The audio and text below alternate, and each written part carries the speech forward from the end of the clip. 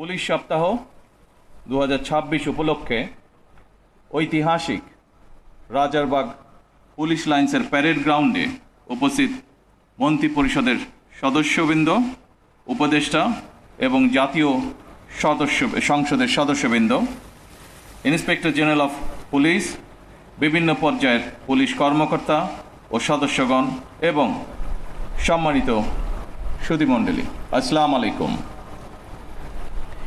এই সেই ঐতিহাসিক রাজারবাগ পুলিশ লাইন 1971 সালের 25শে মার্চ রাতে, যেখানে ঘুমন্ত পুলিশ সদস্যদের উপরে হানাদার বাহিনী অপারেশন সার্চ লাইটের নামে বর্বর হামলা চালিয়ে শত শত পুলিশ সদস্যকে হত্যা করেছিল।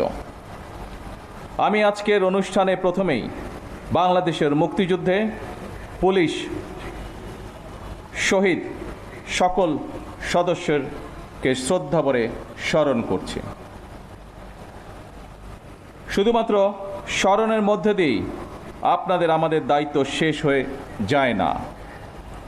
বাংলাদেশের স্বাধীনতা অর্জনের জন্য যে সকল শহীদ পুলিশ সদস্য আত্মত্যাগ করেছিলেন, যে কোনো মূল্যে সেই স্বাধীনতা রক্ষা করা আমাদের পবিত্র দায়িত্ব।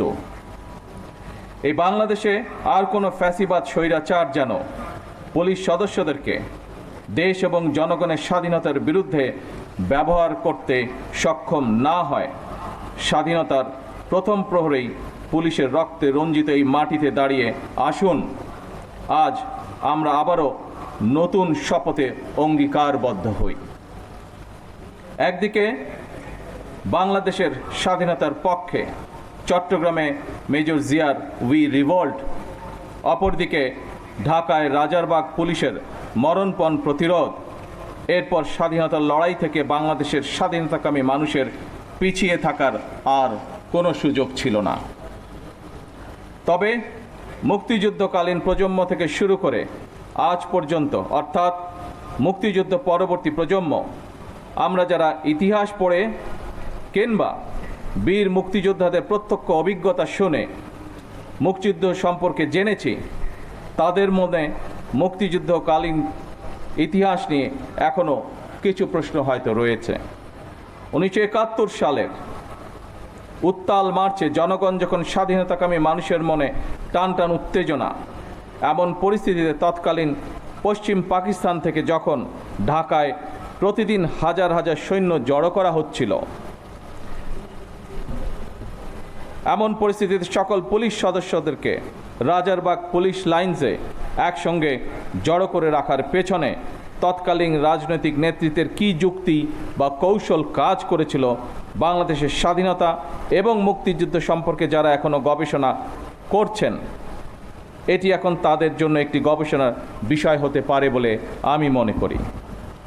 উপস্থিত পুলিশ কর্মকর্তা এবং সদস্যবৃন্দ, আনন্দঘন আয়োজনে এতক্ষণ আপনাদের বর্ণিল প্যারেড সকলে উপভোগ করেছে। আমার কাছে এটি শুধু একটি আনুষ্ঠানিকতা মনে হয়নি, বরং এটি ছিল পুলিশ সদস্যদের শৃঙ্খলা, আত্মমর্যাদা, দায়িত্ববোধ এবং সুন্দর ভবিষ্যতের দিকে দৃপ্ত পায়ে এগিয়ে চলার অবিচল অঙ্গীকারের বহিঃপ্রকাশ। দীর্ঘ 1.5 দশকেরও বেশি সময় ধরে ফ্যাসিবাদ বিরোধী আন্দোলনের সংগ্রামের ধারাবাহিকতায় 2024 সালে ছাত্র জনতার এক রক্তক্ষয়ী গণ অভ্যুত্থানের পরে দেশের স্বাধীনতাপ্রিয় গণতান্ত্রিকামী মানুষের আকাঙ্ক্ষার প্রতিফলন হচ্ছে জনগণের রায় গঠিত বর্তমান সরকার। বছরের পর বছর ধরে অসংখ্য হামলা মামলার শিকার, নিপীড়িত, নির্যাতিত অধিকারহারা মানুষ। বর্তমান গণতান্ত্রিক সরকারের সময় শান্তি এবং নিরাপত্তা চায় জনগণ।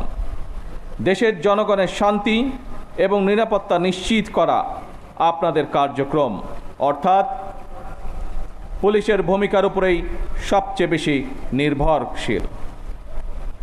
আপনারা জনগণের জানমালের নিরাপত্তা নিশ্চিত করতে সাধ্য এবং সামর্থ্যের সবটুকু দিয়ে চেষ্টা করবেন, এটি আপনাদের কাছে বর্তমান সরকারের প্রত্যাশা। উপস্থিত অফিসার এবং পুলিশ বাহিনীর সদস্যবৃন্দ, ত্রয়োদশ জাতীয় সংসদ নির্বাচন প্রমাণ করেছে বাংলাদেশ পুলিশের পক্ষে দক্ষতা এবং পেশাদারিত্বের সঙ্গে দায়িত্ব পালন সম্ভব। শুধু দেশেই নয়, জাতিসংঘ শান্তিরক্ষা কার্যক্রমেও বাংলাদেশ পুলিশ দক্ষতা এবং সুনামের সঙ্গে কাজ করে যাচ্ছে।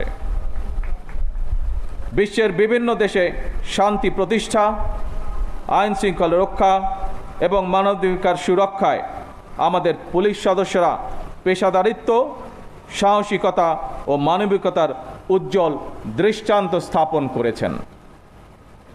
জাতিসংঘ শান্তি মিশনে নারী পুলিশ সদস্যদের ভূমিকাও আন্তর্জাতিকভাবে প্রশংসিত হয়েছে।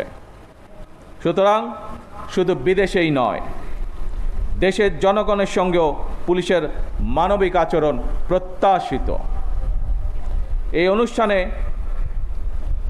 এই পর্বে কিছু সময় পরেই আমি কল্যাণ প্যারেড অনুষ্ঠানে আপনাদের সঙ্গে যোগ দেব।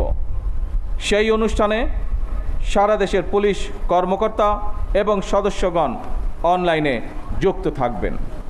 সেই অনুষ্ঠানেও আপনাদের সঙ্গে আমি আরও কিছু বক্তব্য উপস্থাপন করব।